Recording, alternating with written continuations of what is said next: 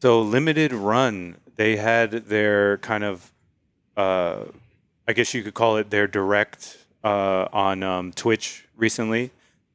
They're non E3 E3. Yeah, and they basically went over all the games that they currently have up, all the games that are in development, and all the games that they're going to be working on in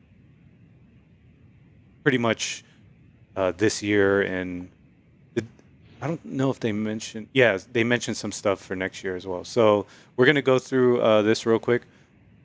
Uh, so, A Boy and His Blob, Bloodstain, Curse of the Moon 2, which actually came out on Friday, I This believe. week. Yeah. Bug Fables, The Everlasting Sapling, Carry On, Castlevania Anniversary Collection. I know you're looking forward to this one. Oh yeah. Demon Turf, Garu Mark of the Wolves. I'm looking forward to that one. Grandia HD Collection. I'm definitely looking forward to that one.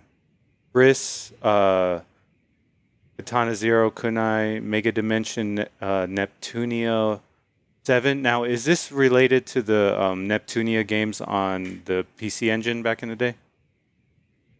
Ooh, I didn't even know that there were any. Oh no, I never don't mind. know. Those are Newtopia, right?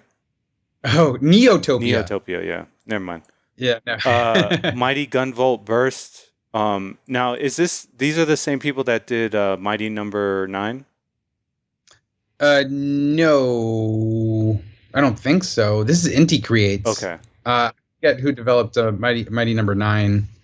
Um, Did Inti Creates do that? I don't I know. don't I know. don't know. My Friend Pedro, Observer, Papers Please, Pixel Junk Eden 2, Return of the Oberdeen, River City. Mighty Number Nine was done by Inti Creates. Okay.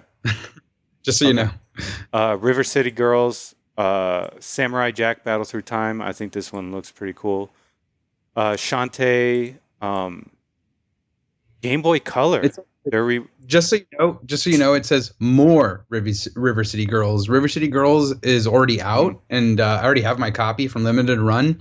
There's going to be more games from them, and that's way forward, I believe. Okay. And River City Girls was like kind of like a newer version of River City Ransom, the Nintendo game. Okay, yep. It's based off of that. It's called Kunio-kun. It's based off of that universe. So Shantae Risky Revenge. Now this one is interesting because they're actually, it looks like they're releasing a physical copy for Game Boy Color, which is so if you go on eBay, that game is incredibly overpriced, expensive, just to get like a complete version of that. So they even said it in their direct. They were like, "Hey, you don't have to pay $400 to get this version." Okay. Space Channel 5 VR, kind of funky newsflash.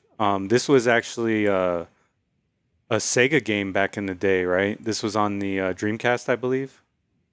Space Channel 5? Yeah. Yes. Star Wars Episode 1 Racer. That one's cool because that one's coming to VR, and it's going to be interesting. That's a perfect game for VR. It really is. Yes. Star Wars Episode 1 Racer. I know there's a lot of hate for this game, but it just came out this past Friday. I actually ordered mine for a Switch. Super Meat Boy Forever, The Friends of Ringo Ishikawa, The Mummy Demastered, The Secret of Monkey Island 30th Anniversary Anthology, To the Moon, Towerfall Ascension, Rover Saves the Universe. This is actually done by the people who do Rick and Morty, I believe, right? Yes. Where the Water Tastes Like Wine, Extreme Sports. Don't know anything about this, but interesting. It's also another Game Boy Color. And Ys Origin. I ordered that already. Yeah, I know you were. That's currently available. All right, so so for me, my picks are Castlevania Anniversary Collection. That's a no-brainer. Garu Mark of the Wolves. You and me used to play that back in the day. Oh my god, love that game! Amazing SNK game. It used to be on the Neo Geo back in the day. Grandia HD Collection. That's also a game that was on the Dreamcast. It's a very popular JRPG.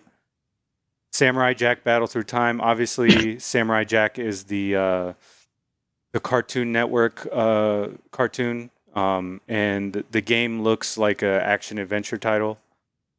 Star Wars Episode 1 Racer, I already ordered that, and Super Meat Boy Forever. So those are my top picks. Damn. Um, I love Super Meat Boy. Just as a note on that one, Super Meat Boy Forever though is developed by a different team, so I would double check that just in Okay. case you're. I don't know what is the reason you want to get Super Meat Boy. If the reason is because of the original, and then I would revisit that just to make Okay. sure. But other than that, I am most excited for Castlevania Anniversary Collection, of Yeah. course. And I also would like the Grandia HD Collection, and as well as To the Moon, which is a really highly touted JRPG style game that's on Steam. Okay. This is the first time it'll have a physical copy, and it came out on digital like I think a year or so ago, or less than a year ago, on Switch Okay. for the first time being like on a different console. I don't know if it's been on any other console. Okay. So I'm excited for To the Moon, and as well as the Way Forward game, the Mummy Demastered. Yeah. Yeah. Specifically. You actually mentioned that before the podcast started. Yeah. Okay. Cool. Now I did want to bring up something about Star Wars Episode 1 Racer. I said there was a lot of hate for it. That's because it was originally an N64 title, and the game back in the day, I didn't have an N64, and I played it at a friend's house, and I actually thought it was fun. But when people saw it, I guess they were upset that the graphics were exactly the same as an N64, which means they're like super blocky looking, and like it just doesn't. It's a game of its time period. You know what I mean? Turok came out recently, Yeah. for the Switch, and that still looks. I mean, yes, it's been smoothed over, but it's still an N64 Yeah. game. Yeah, I guess So people forgot how rough Star Wars Racer was. yeah, I had an N64. I was an N64 Yeah. kid, and out of the Star Wars games, I love Shadows of the Empire, and that game was really cool. I got to go back to that game, but I still have my N64 ready to be played. But yes, no, the games do not look good. Yeah, no, they don't. Even on a CRT that was built for it, like it was made to be played on a CRT, like it looks rough. It does. And the crazy thing about the N64 is it's actually the hardest. It's actually one of the most powerful systems of that time, and it's actually one of the hardest to emulate. Wow. Yeah, it's pretty crazy.